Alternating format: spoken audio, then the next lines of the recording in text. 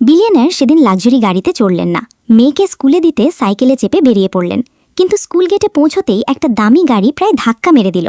সামলে ওঠার আগেই গাড়ি থেকে নেমে এলো এক লোক। সে তাদের গরিব বলে ঠাট্টা করল, বলল এলিট স্কুলে তাদের মতোদের জায়গা নেই। এই দেখে লোকটার ছেড়ে সাথে সাথে বিলিয়নার আর তার মেয়ের ছবি তুলতে লাগলো। তারপর স্কুলের সোশ্যাল গ্রুপে পোস্ট করে দিল।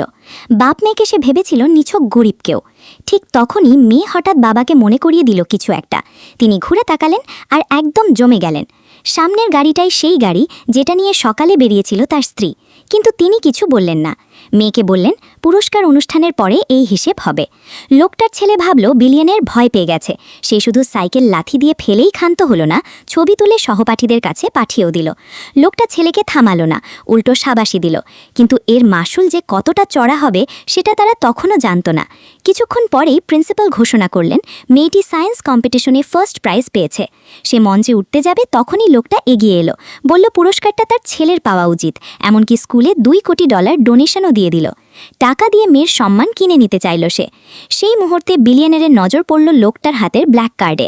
তিনি মুহূর্তের জন্য থমকে গেলেন। এটা সেই সাপ্লিমেন্টারি কার্ড যেটা তিনি নিজের স্ত্রীকে দিয়েছিলেন। কিন্তু আরও বড় ধাক্কা লাগলো যখন দেখলেন টাকার লোভে পড়ে প্রিন্সিপাল সত্যি ট্রফিটা লোকটার ছেলের হাতে তুলে দিতে যাচ্ছেন। ছেলেটা পুরস্কার নিতে উঠতেই মেয়েরা তাকে আটকে দিল। সে তখন সাইকেলে আসার ভিডিও বের করে ঠাট্টা করল, বলল গরিব হয়ে ধনী সাজার কি দরকার। কিছু বাজে স্বভাবের অভিভাবক ও সাথে সাথে গলা মেলালো। লোকটা দাম্ভিকভাবে ব্ল্যাক কার্ড বের করে প্রিন্সিপালকে বলল এখনই সোয়াইপ করতে, কিন্তু পরের সেকেন্ডেই কার্ড ফ্রিজ হয়ে গেল। একটা পয়সাও কাটল না। বিলিয়নের আগেই কার্ড বন্ধ করে দিয়েছিলেন। হলের অভিভাবকরা এটা দেখে লোকটাকে ভুয়া ধনী বলে হাসাহাসি শুরু করল। লোকটা ঘাবড়ে গিয়ে তাড়াতাড়ি এক মহিলাকে ফোন করল, $5 কোটি ট্রান্সফার করতে বলল। এর কিছুক্ষণ পরেই বিলিয়নারের ফোন বাজল। তার স্ত্রী জানালো সাপ্লিমেন্টারি কার্ড ফ্রিজ হয়ে গেছে, জরুরি ভিত্তিতে $5 কোটি পাঠাতে বলল। সেই মুহূর্তে বিলিয়নার বুঝলেন ওই মহিলা আর কেউ না, তার নিজের স্ত্রী।